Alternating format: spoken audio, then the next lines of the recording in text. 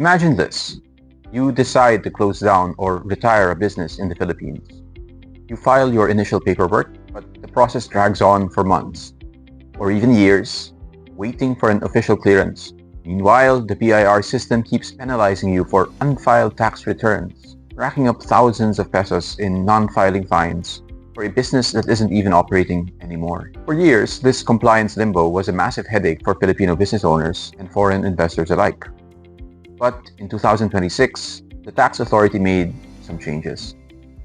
Today, we are breaking down the newly issued BIR Revenue Memorandum Circular number 47, series of 2026.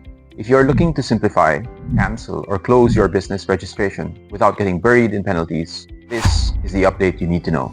Welcome back to the channel.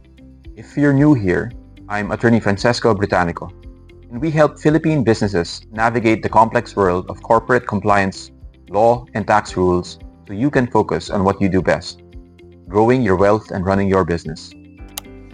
Make sure to hit that subscribe button and click the bell icon so you never miss a critical tax or corporate update.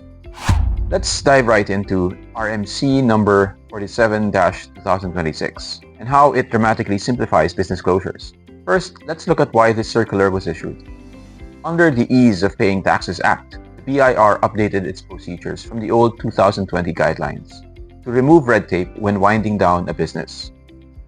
The absolute best change under RMC 47-2026 is the immediate stop on non-filing penalties. To really appreciate this, you have to understand how brutal the old process was. In the past, once you filed your notice of closure with the BIR, your application could sit on an examiner's desk for 6 months, a year, or even longer, while they process your tax clearance. Miss one and you got penalized. During all those months, even if your business is closed and you had 0 sales, the BIR system expected you to keep filing your monthly and quarterly tax returns. If you missed just one filing because you thought your business was already closed, the system automatically generated open cases and slapped you with non-filing penalties. Business owners were effectively fined for not filing taxes for a dead business. Under the RMC 47-2026 rules, the moment you submit your complete initial closure documents, your tax types are immediately tagged as Deregistered in the BIR database.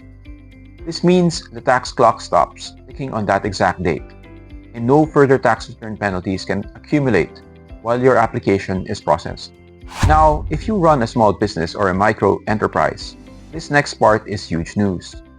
The Memorandum Circular officially waives mandatory tax audits for micro-taxpayers upon business closure. Under the circular, if your gross sales for the immediately preceding year did not exceed 3 million pesos, or your gross assets upon retirement do not exceed 8 million, you fall directly under this protection. Why is this such a massive deal? Under the old rules, almost every single business attempting to close, regardless of size, was subjected to a grueling mandatory multi-year tax audit under a letter of authority. You may have had to produce years' worth of books of accounts, receipts, and vouchers. For a small freelancer, a sole proprietor, or a small shop owner, that audit process alone could take years and cost thousands of pesos in accounting fees just to get out of the system. BIR has removed this barrier for micro-enterprises. The BIR will no longer launch a mandatory audit just because you applied for closure. In fact, if you have no existing open cases or unpaid tax liabilities, the BIR is mandated to issue your official tax clearance within just 3 working days from the time you submit your complete documents. But what if you don't fit into the micro-taxpayer category? Or what if you already have an ongoing audit? Here is where you need to pay close attention. If your gross sales for the immediately preceding year exceed 3 million pesos, or if your gross assets upon retirement exceed 8 million, or if you are a taxpayer with a pending audit under an existing letter of authority, the rules are different. For these taxpayers, the BIR will not issue the tax clearance immediately. The closure and registration cancellation process will only be completed after the full conduct and termination of the tax audit. Now, while the process is much faster, this isn't an exit for free pass. You still have strict responsibilities to finalize your closure legally.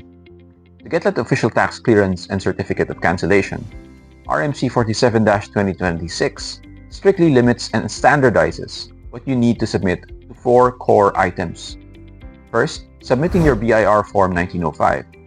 2 original copies of your formal application for cancellation. Second, surrendering your original Certificate of Registration, COR, unused principal supplementary invoices, receipts, and authority to print permits.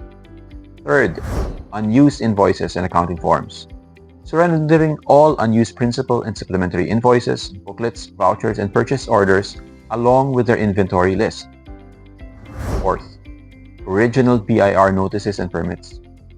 Surrendering your original Certificate of Registration, BIR Form 2303, authority to print, notice to issue invoice, and POS CRM permits.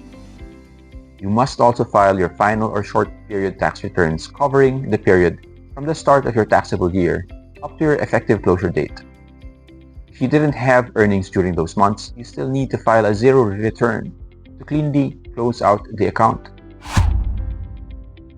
Here is a major 2026 upgrade.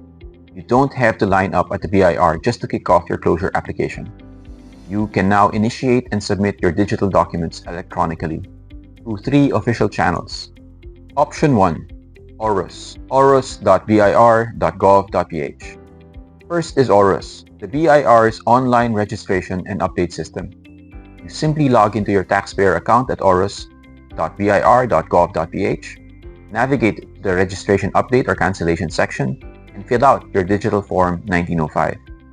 From there, you directly upload your scanned PDF copies of your ending inventory list and final tax returns. Second is the TRRA portal, the Taxpayer Registration Related Application Web Portal. This is a dedicated web app designed to specifically for handling registration updates online. You just select your specific revenue district office from the drop-down menu, choose Application for Closure or Cancellation of Registration, and upload your complete PDF document packet. Option 3. Registered email. Third, if you prefer not to navigate the portals, you can email your complete application package directly to your designated RDO's official BIR email address. Just make sure the email is sent from the exact email address registered in the BIR's official records of your business, or it will be rejected. Here are the most critical details you cannot overlook. While RMC 47-2026 allows you to submit your initial Form 1905 and inventory list digitally, this is not a 100% paperless process. The circular explicitly mandates physical appearance or manual submission at your RDO for specific accountable documents. You must physically surrender all unutilized official receipts, sales invoices, delivery receipts, vouchers, and purchase orders, along with their physical inventory list.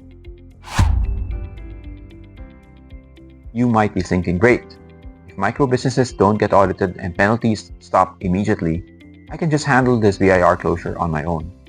Not so fast. While the rules are streamlined, the BIR will still run a system check for prior open cases or unremitted taxes before issuing that final clearance. If you have unfiled returns from 2 years ago, unsurrendered receipt booklets, or improperly computed final short period returns, your application will stall. One wrong entry on your ending inventory or short period return can trigger an audit or delay your clearance. This is exactly why having seasoned corporate and tax advisors is essential.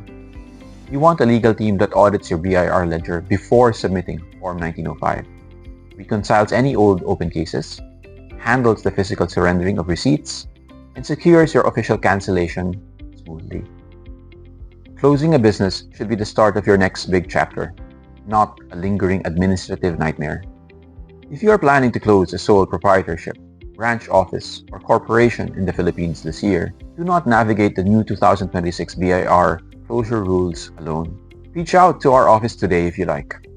You can click the link in the description below to schedule a consultation with our team. We'll review your tax status, prepare your closure documents, and handle the BIR process from initial submission to final tax clearance. If you find this video helpful, please give it a thumbs up, share it with fellow entrepreneurs, and subscribe for more legal and tax insights. We are FCB Law Office, keeping your business compliant and protected. Thanks for watching, and I'll see you in the next video.